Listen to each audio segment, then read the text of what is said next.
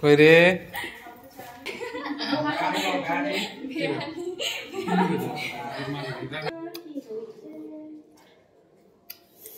গরম কি ঠান্ডা গাইস। Good morning. আমি সকাল সকাল স্নান করে নিচ্ছি।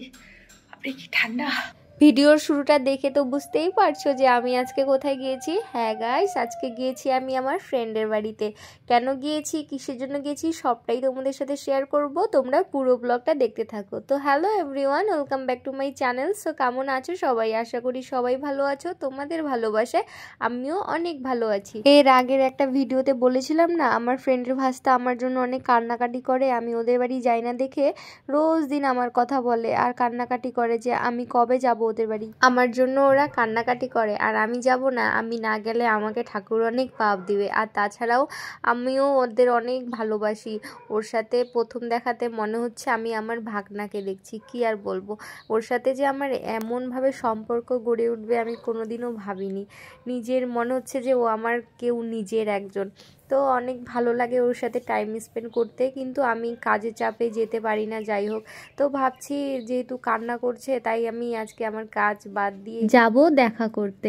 আর এই যে সুন্দর করে সেজে গুজে নিচ্ছি, কারণ ও আমাকে, আমি যতবারই ওদের বাড়ি গেছি আমাকে বলে তোমাকে না সেই লাগে, তোমাকে না কিউট লাগে। যাই হোক, ও তো ছোটো বাচ্চা, কিন্তু আমাকে দেখলেই, আমি সাজলেই নাকি ওর ভালো লাগে, যার কারণে আমি সুন্দর করে সেজে নিচ্ছি। আর আজকে পরছি শাড়ি।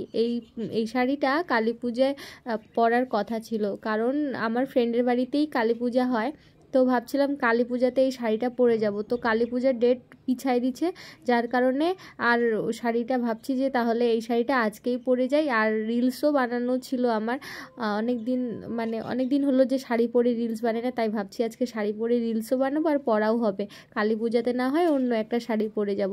আর এখানে এই শাড়িটা পরতে যে এত প্রবলেম হচ্ছিল কি বলবো। আর তাও অনেক কষ্ট করে শাড়িটা পরলাম। কি বলবো, আর কুচি ধরার লোক নাই গাইস, কি আর করা যায়। তাই একা একাই শাড়িটা ভালো করে পিন করে তারপরে পরলাম। আর এখানে দেখো আমার ফ্রেন্ড আমাকে নিতে চলে আসছে, আর আমার এখনও সাজা কমপ্লিট হয়নি, তাই ভাবছি তুই দাঁড়া একটু, আমি রেডি হই।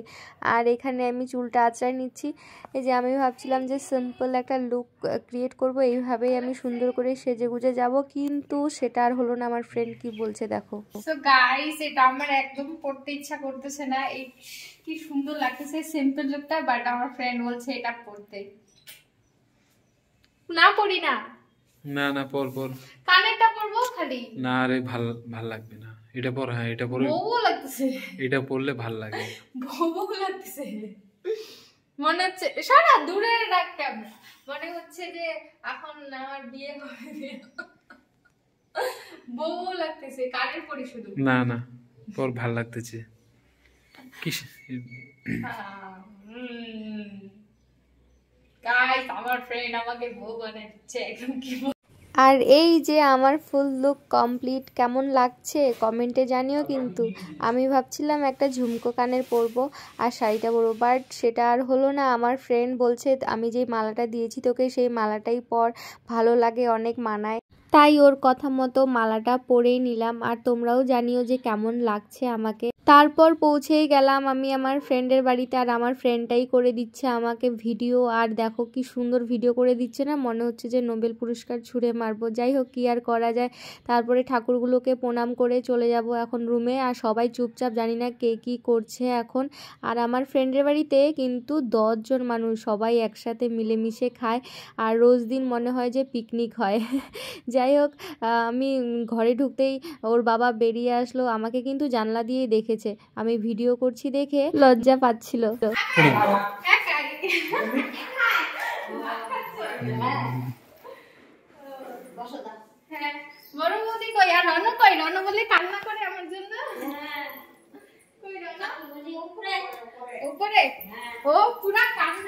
উপরে যাচ্ছিলাম দেখে ফ্রেন্ড আবার ডাইকে বলল যে আগে জিনিসগুলো দিয়ে দে তারপর যা। তো এই জন্য আমি আমার ফ্রেন্ডের বাবাকে জ্যাকেটটা দিয়ে দিলাম, আর ওর মার জন্য চাদর নিয়েছি, চাদরটাও দিচ্ছি। তো ওর মা বলছে যে টাকা বেশি হয়ে গেছে, কি দরকার ছিল কেনার। তো আমি বলছিলাম তোমরা তো আমাকে অনেক কিছুই দিয়েছো, আমি তো কিছুই দিতে পারিনি, তাই আমার যেটুকু সামর্থ্য ছিল সেই সামর্থ্য দিয়েই তোমাদের জন্য শীতের পোশাক নিয়ে আসি। তো বললো অনেক ভালো হয়েছে। তারপরে আমি চলে গেলাম উপরে রনর সাথে দেখা করতে, আর শুনতেছি যে রন ঘুমাচ্ছে। তারপরেও আমি রনর ডাকতে ডাকতে যাচ্ছিলাম, আর ও ঘুম থেকে উঠে তোমরা দেখবা এখন এই যে রনর জন্য ব্যাগটাও নিয়ে যাচ্ছি, আর দৌড় মারে আসছে আমার সাথে দেখা করতে। আর এই দেখো কত খুশিতে একবারে আত্মহারা, আর এই যে ব্যাগটা নিয়ে ঢোল বাজাচ্ছে আমি আসি দেখে। তারপরে ভাবছি আয় একটু কোলে আয়, তবে কোলে আসলো আর আমাকে এখানে একটা চুমুও দিয়ে দিল। আর এই যে দেখো কত হাসি, কত খুশি ওর আমি আসি দেখে, পুরা সারা বাড়ি ঘুরে বেড়াচ্ছে, এই যে ঢোল বাজাচ্ছে আমি আসি দেখে। সত্যি আমার খুব ভালো লাগলো ওর সাথে দেখা করে। আর এই যে দেখো সবগুলো ঘরে ঢোল বাজাতে বাজাতে দৌড়ায় বেড়াচ্ছে। সত্যি আমিও অনেক খুশি হইলাম যে ও আমাকে দেখে এত খুশি হবে। তারপরে আরেকজন আছে, হ্যাঁ এটা হচ্ছে বড় দাদার ছেলে, আর একটা আছে ছোট দাদার মেয়ে। তো ছোট দাদার মেয়েও ঘুমাচ্ছিল, আমার আওয়াজ পায়ে ও ঘুম থেকে উঠে উপরে আসতেছিল, ঠিক আছে, কিন্তু ও খুঁজতেছিল যে আমি কোথায়, আর আমি ওর লুকায় আছি, আর ওর দাদু ওকে নিয়ে আসছে। এই যে ও বলতেছে কোথায় আছে এই যে। তারপরে ফাইনালি দেখতে পারলো ও অ্যাকচুয়ালি ঘুম থেকে উঠছে দেখে ও খুব একটা অবাক দৃষ্টিতে আমার দিকে তাকায় আছে যে আমি সত্যি সত্যি চলে আসি। তারপরে এই যে চুমু দিচ্ছে, দেখো কি সুন্দর করে, কি মিষ্টি না ওরা, আমার এত ভালো লাগে ওদেরকে কি বলবো। আর এই যে এটা তো মনে হচ্ছে সোনা মা আমার। আমি তো ওকে যখন ওর অন্নপ্রাশনে গেছি তখনই ও আমার কোল ছাড়ছিল না, এত ছোটতে, আর এখন একটু বড় হয়ে গেছে, মানে কি বলবো। আর ওদের সাথে আমার একটা আলাদাই সম্পর্ক গড়ে উঠছে, তোমাদেরকে বলে বোঝাতে পারবো না আর কি।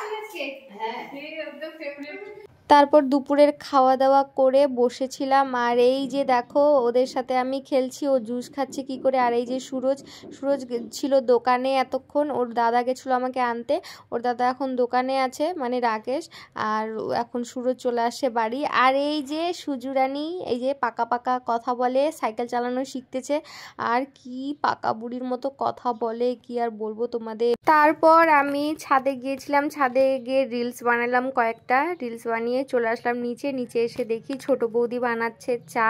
তা আমি বলছিলাম হাই বলে দাও, তারপরে হাই বলে দিচ্ছে, এমনভাবে হাই বললো যার কারণে আমি হাসি উঠলাম, তো ওই জন্যই হাসাহাসি হচ্ছে আর কি। তো বলছিলাম কেমন আছো, বলছে আমি খুব ভালো আছি। আর এদিকে বড় বৌদি ঝুড়ি ভাজা ঢালছে আর কি। তো বড় বৌদি বলছে আমাকে দেখাস না, আমার অবস্থা এখন খারাপ। তো আমি বলছি তোমাকে অনেক কিউট লাগতেছে, অনেক সুন্দর লাগতেছে। তারপরে এইদিকে দেখো আমি ভিডিও করছি, সুরজ লুকায় বেড়াচ্ছে, এই যে দেখো আমার পিছনে লুকায় বেড়াচ্ছে, ভিডিওতে আসতে চায় না। তারপরে এই যে আমাকে দিয়ে দিল ছোট বৌদি চা। আমি যদিও খুব একটা চা খাই না, তারপরেও চা মানে আগে খুব ভালোবাসার জন্য এত চা খেয়ে ফেলছি যে আমার মানে পেট ব্যথাই হয় মাঝে মধ্যে চা খেলে, তার জন্য চা খাই না। তো তারপরেও দিল যে একটু খা, ঠান্ডার দিন, তা একটু চা খেলাম, আর এখানে ঝুড়ি ভাজা খাচ্ছি সবাই মিলে। তারপর এই যে বাচ্চাদের সাথে চলে আসছি একটু ঢং করতে, এই যে আমি যা করছি ওরাই তা করছে। এই যে এই হচ্ছে সুজুরানি, এর নাম শ্রেয়া, অ্যাকচুয়ালি ওর ভালো নাম সুজতা, আর ডাকনাম শ্রেয়া আমি রাখছি, আর ওকে সবাই বাড়িতে ডাকে সুজু করে। আর এই যে রণ হচ্ছে বড় বৌদির ছেলে, ওর নাম হচ্ছে রণজিৎ, আর আমরা ওকে রণ বলে ডাকি। ফুলকপি, পেঁয়াজের দাম এখন বেড়ে গেছে। মাটন সবজির দামটা কমেই না, হ্যাঁ সবজির দামটা কমে না।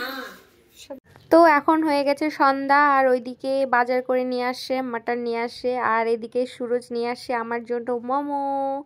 আর আমার ফ্রেন্ড পাঠিয়েছে, ফ্রেন্ড অ্যাকচুয়ালি ফোন করে বললো মোমো খাবি নাকি, তো আমি বলছি ঠিক আছে পাঠাই দে। তো সুরজ গেল মোমো নিয়ে আসতে, ফ্রেন্ডটা কিনে দিচ্ছিল। আর এটা হচ্ছে আমার ফ্রেন্ডের রান্নাঘর, আর এদিকে বড় বৌদি, আর এখানে আমরা এখন খাবো মোমো। আর এই যে দেখো রণজিৎ কিভাবে ডান্স করতেছে। আর এই যে রান্না বসিয়ে দিয়েছে ছোট বৌদি, আর এখন কিন্তু ছোট বৌদি রান্নার টাইম। দুপুরবেলা বড় বৌদি রান্না করে, আর সন্ধ্যাবেলা ছোট বৌদি রান্না করে। তো আমরা মোমো খাচ্ছি। সেই আসছে, মনে হচ্ছে বিয়ে বাড়ির মাংসের কালার আসছে, সেই লাগবে না? সত্যি বিয়ে বাড়ির মতো লাগতেছে, মানে বিয়ে বাড়ির মাংস রান্না হচ্ছে, কালারটা বিয়ে বাড়ির মাংসের মতো হয়েছে। দেখো সুরজ,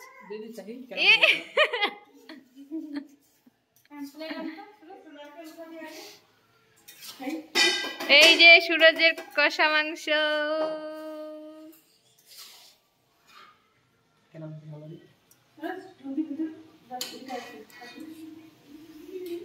সুরজ খাবে কষা মাংস।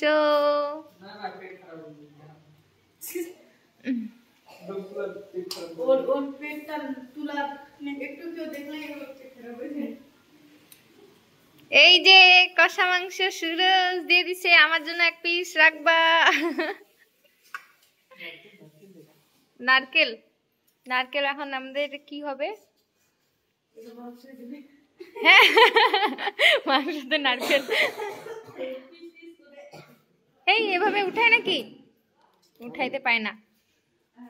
সো গাইস, ওইদিকে রান্না করছিল ছোট বৌদি, আর আমি গিয়ে ভিডিও করছিলাম। আর রান্নাটা না অনেক সুন্দর হয়েছে, কালারটা মনে হচ্ছিল যে বিয়ে বাড়ির মাংসর কালার। আর আমি খেয়ে দেখলাম তো অনেক ভীষণ টেস্টি, আজকের মাংসটা মনে হচ্ছিল যে বিয়ে বাড়ির টেস্টি হয়েছে। তো অনেক ভালো রান্না করতে পারে ছোট বৌদি। আর এখানে দেখো রণ কি করছে, সামনে এসে ভিডিওটা ডিস্টার্ব করছে। রণও খেয়ে নিচ্ছে মাটন কষা, আমিও খাচ্ছি মাটন কষা, আর সুরজও খাচ্ছে। তো আমরা তিনজনই মাটন কষা খাচ্ছি, আর বড় বৌদি খাচ্ছে নারকেল। তোমরা তো দেখলেই সুরজ নারকেল ভাঙছিল, তো সেটাই নারকেলটা খাচ্ছিল, ওদের গাছের নারকেল আর কি।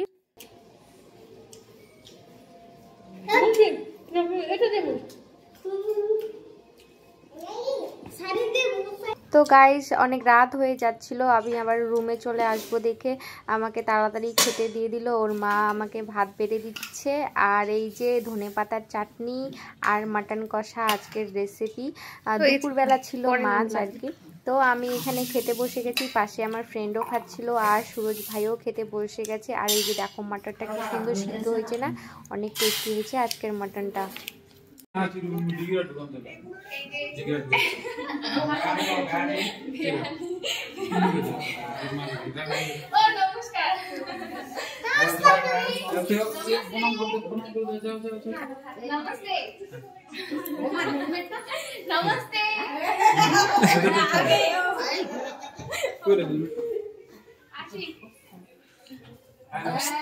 তো কেমন লাগলো আজকের ব্লগটা অবশ্যই কমেন্টে জানিও। ভালো লাগলে লাইক কমেন্ট শেয়ার আর ফলো করে দিও, আর ইউটিউবে সাবস্ক্রাইব করে দিও। টাটা।